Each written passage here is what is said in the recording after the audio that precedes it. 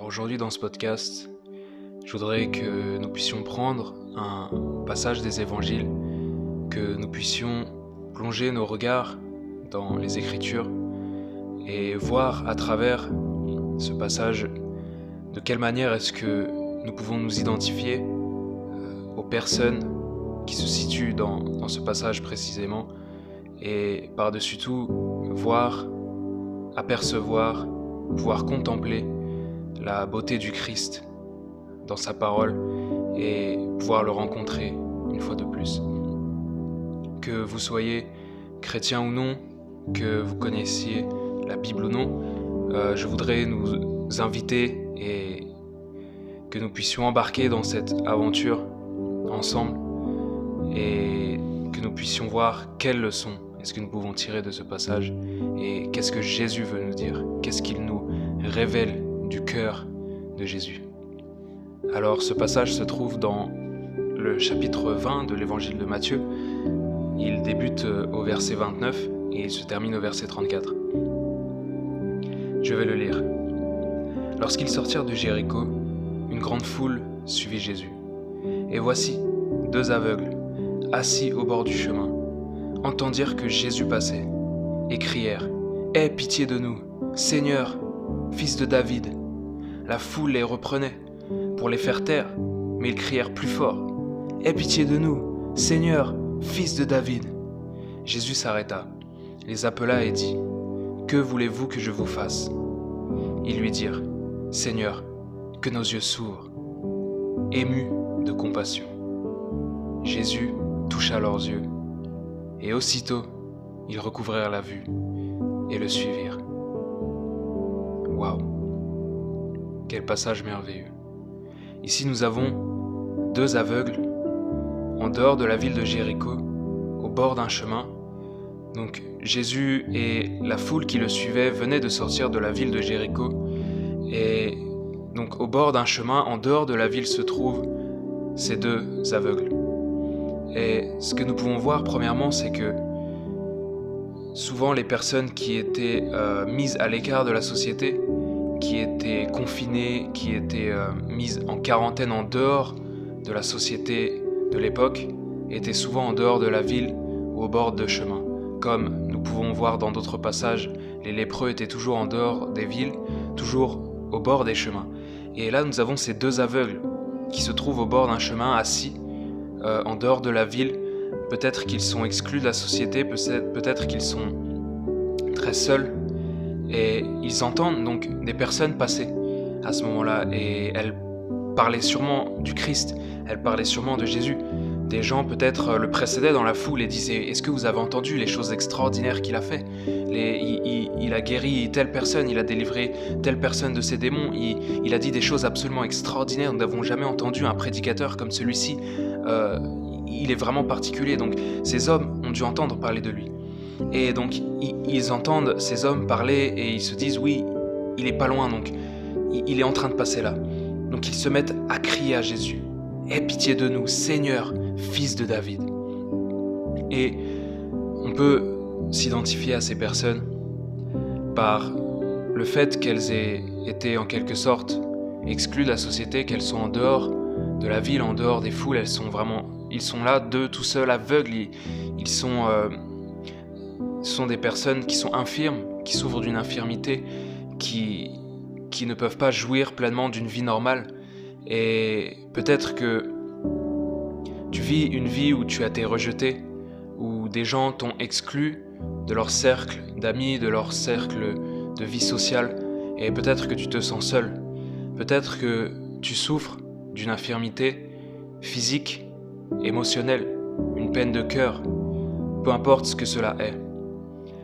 Et ce que l'on voit, c'est que ces personnes-là, ces 2 aveugles auxquels on peut s'identifier, parce que on est tous déjà passés par un moment où nous souffrions d'une infirmité, qu'elle soit physique, émotionnelle, mentale, une peine de cœur, que ce soit quelque chose, une incompétence, que ce soit de la culpabilité, quelque chose qui nous tirait vers le bas et qui nous empêchait de voir le monde comme Jésus le voyait, de voir le monde et de voir les choses comme Dieu les voit et veut que nous les voyions. Et ces hommes-là crient à Jésus pour qu'il ait pitié d'eux. Ils criaient pitié de nous, Seigneur. La foule les reprend et les empêche. Ils essayaient de les faire taire. Peut-être que toi aussi un jour, tu as essayé d'appeler à l'aide. Tu étais dans une situation difficile. Peut-être qu'aujourd'hui même, avec ce qui se passe dans le monde, avec la crise du Covid et le confinement, etc., peut-être que tu te retrouves isolé seul. Peut-être que tu es à l'écart. Peut-être que tu as perdu des proches, des amis, tu ne sais plus quoi faire. Et tu appelles à l'aide au fond de ton cœur. Tu appelles peut-être à l'aide pour être guéri d'une maladie. Tu appelles peut-être à l'aide pour être délivré d'une addiction, être guéri d'une peine de cœur. Peut-être que tu appelles à l'aide parce que tu aimerais que ta vie change. Tu es fatigué de ta vie et de ton existence, tu aimerais qu'elle change. Et peut-être que tu as appelé à l'aide et que les gens t'ont repris et ont essayé de te faire taire et de te dire de toute façon ton cas est désespéré. De toute façon ça ne sert à rien ce que tu fais. Peut-être que même tu as essayé de te tourner vers Dieu un jour, ou vers Jésus, ou tu as essayé de prier ou de lire la Bible. Mais des gens t'ont dissuadé, ou des pensées en toi-même t'ont dissuadé te disant « Est-ce que tu crois vraiment que ces choses existent ? Est-ce que tu crois vraiment que si Dieu existait, eh bien, tu serais dans cette situation où il se passerait telle ou telle chose dans le monde ?» Et tu as douté. Mais ce que nous apprennent ces deux aveugles, c'est que peu importe ce que les gens vous disent, peu importe si les autres essayent de vous décourager, criez plus fort. Appelez le Seigneur plus fort de tout votre cœur. Faites appel à Jésus-Christ de tout votre cœur. Parce que ce qu'il se passe ensuite, c'est que Jésus ne les a pas ignorés. Jésus s'est arrêté. Il les a appelés et il a dit « Qu'est-ce que vous voulez que je vous fasse ?» Et vous aussi, vous pouvez faire appel à Jésus et il s'arrêtera. Et il vous appellera par votre nom car il vous connaît avant même que vous veniez à l'existence. Il vous dira « Qu'est-ce que tu veux que je fasse pour toi ?» Et vous pourrez lui dire simplement « Seigneur, que mes yeux s'ouvrent, que ma maladie me quitte, que mon cœur change, que mes addictions partent, que mes angoisses s'en aillent, que mon stress, mon anxiété, ma dépression, mes cauchemars s'en aillent, Seigneur. Délivre-moi, Seigneur Jésus, donne-moi la vie éternelle. » Si tu es dans cette situation, je t'invite de tout cœur à faire appel à Jésus et à ne pas te décourager. Peut-être que tu as déjà fait appel à Jésus et tu n'as pas vu les choses changer. Alors continue de faire appel à Jésus. Ne laisse pas les pensées ou le monde essayer de te faire taire, comme la foule a essayé de faire taire ces deux aveugles. Mais continue d'appeler le Seigneur de tout ton cœur. Et si tu l'appelles vraiment sincèrement et que tu persévères, que tu le pries, il va s'arrêter, il va répondre. Et Jésus était ému de compassion. Jésus, il n'a jamais retenu sa compassion pour personne. Il a toujours fait preuve d'un amour et d'une compassion sans limite, qui dépasse tout ce que nous pouvons connaître. Et Jésus étant là près d'eux, à portée de main, touche à leurs yeux. Et lorsque vous aurez fait appel à Jésus et que vous aurez décidé de lui donner votre cœur et votre vie, afin qu'il intervienne dans votre vie, alors il vous touchera. Il touchera vos yeux pour les ouvrir. Il touchera les yeux de votre cœur pour les ouvrir.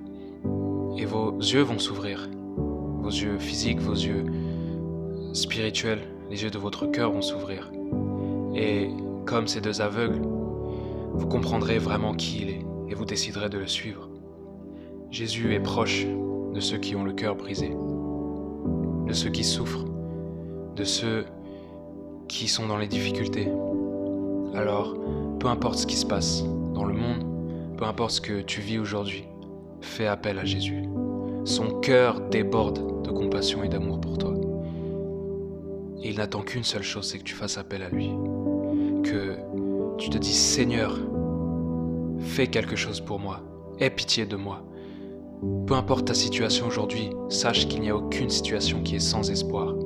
Car Jésus est le roi des rois, le Seigneur des seigneurs, le maître de l'univers. Il est Dieu, et rien n'est trop grand pour lui, aucun défi n'est trop grand pour lui. Et sache qu'il peut intervenir pour ta situation et te sauver. Alors j'aimerais terminer par une prière. Tu peux te sentir à l'aise, t'asseoir, t'agenouiller, peu importe si tu es en train de marcher ou dans les transports, peu importe ce que tu fais, juste focalise-toi sur Jésus. Juste ouvre ton cœur, détends-toi un instant, prends une grande respiration et vraiment focalise-toi sur le Seigneur. Merci Seigneur Jésus, car un jour ou l'autre, nous avons été semblables à ces deux aveugles qui étaient mis de côté, qui ne voyaient pas, qui avaient les yeux fermés, qui étaient plongés dans l'obscurité et les ténèbres. Nous avons été nous aussi ces deux aveugles un jour. Nous avons vécu dans les ténèbres et lorsque nos sécurités se sont effondrées, lorsque le monde autour de nous s'est effondré, alors nous avons fait appel à toi. Nous avons crié de tout notre cœur et tu t'es arrêté. Et tu nous as appelés par notre prénom. Tu nous as demandé ce que nous aimerions que tu fasses pour nous et nous te l'avons demandé et tu nous as touchés par ta compassion et ton amour. Et nous avons recouvert la vue. Nous avons compris que tu étais Dieu. Nous avons ouvert les yeux sur qui tu étais réellement. Nous avons ouvert les yeux sur ton amour et ta compassion si grande pour nous, Seigneur. Et nous avons décidé de te suivre. Alors aujourd'hui, Seigneur, nous décidons de te suivre, encore une fois. Nous faisons appel à toi, Seigneur, afin que tu nous délivres, Seigneur, de nos fardeaux, de ce qui nous tire vers le bas, de ce qui nous empêche de voir selon la vérité, de ce qui nous maintient dans les ténèbres. Seigneur, je prie que tu délivres chacun d'entre nous de nos infirmités, qu'elles soient physiques, morales, émotionnelles, spirituelles. Et je prie, Seigneur, que tu te révèles à chaque personne qui écoute ce podcast et que tu puisses, en cet instant, Seigneur, toucher leur cœur par ta présence, que tu puisses inonder leur cœur de ta paix et de ton amour, et qu'ils puissent venir à toi, Seigneur, se convertir, t'accepter comme Seigneur et Sauveur, te donner leur cœur afin que tu le répares et que tu le transformes et que tu animes la vie dans les cœurs, Seigneur, et que tu y fasses briller la lumière de ton amour. Seigneur Jésus, tu es le plus merveilleux, tu es resplendissant, tu es plein d'amour, de tendresse et de splendeur, tu es le roi qui siège sur cet univers et aucune situation n'est désespérée pour toi, Seigneur Jésus, et je crois avec foi, Seigneur, que tu vas intervenir dans nos vies et que tu vas manifester ta gloire et ton amour. Et tu vas nous faire recouvrir la vue, Seigneur, tu vas ouvrir nos yeux et nous te suivrons et nous t'aimons pour toujours. Amen.